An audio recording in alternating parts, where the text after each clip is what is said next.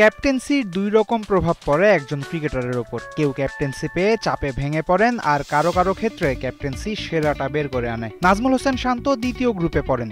Captaincy শান্তর ব্যাটিংকে ক্ষুরোধার করে। Test captaincy একবার ছাড়ার পর আবার নেয়ার 2025টা শান্তর জন্য একটা ভালো স্বপ্নের মতোই কেটেছে। বছরের শেষ টেস্টে শান্তর সেই সুখ স্বপ্নটা একটা নতুন রেকর্ডে পরিণত হতে পারে।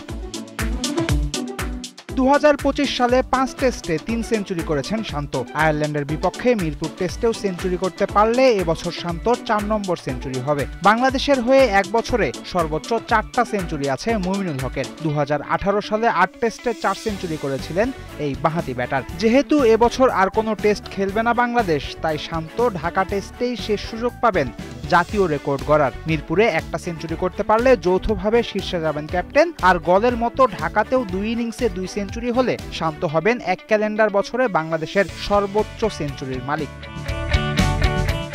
এবছর সাদা পোশাকে ইতোমধ্যেই 523 রান করেছেন শান্ত, কিন্তু এত রান নিয়েও এক বছরের সর্বোচ্চ রান করা টাইগার ব্যাটারদের লিস্টে সেরা 5এও নেই বাংলাদেশ ক্যাপ্টেন। 2010 সালে 3 সেঞ্চুরিতে 837 রান করেছিলেন তামিম ইকবাল, এখনো পর্যন্ত বাংলাদেশের হয়ে এক বছরের সর্বোচ্চ। লিটন দাস পাক্কা 800 রান করেছিলেন 2022-এ। 2017 সালে 766 রান করেছিলেন মুশফিকুর রহিম। একই বছর সাকিব আল হাসানের ব্যাটে এসেছিল 665 রান, আর মুমিনুল হক করেছিলেন 673। 2018 সালের কথা। মুমিনুলই একমাত্র ব্যাটার যিনি দুবার এক বছরে 600-র বেশি রান করেছেন। মিরপুর টেস্টের পর এক বছরে 600 রান করা টাইগার ব্যাটারদের লিস্টে ঢোকার সম্ভাবনা শান্তরও আছে।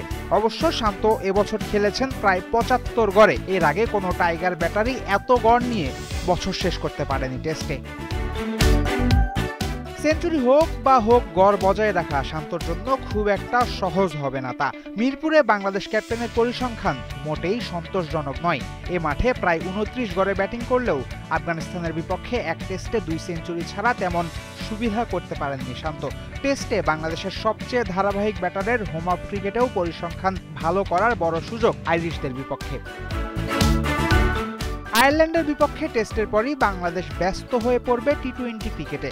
2026-এর মার্চে পাকিস্তানের বিপক্ষে আবার সাদা পোশাকে নামবে টাইগাররা। এর আগে বছরটা ভালোভাবে শেষ করা বেশ গুরুত্বপূর্ণ শান্ত এবং তার দলের জন্য। ভালো শেষ করতে পারলেই তো 2026-এ আবার করা যাবে সুন্দর একটা শুরু। ফয়সাল হাবিব, 71।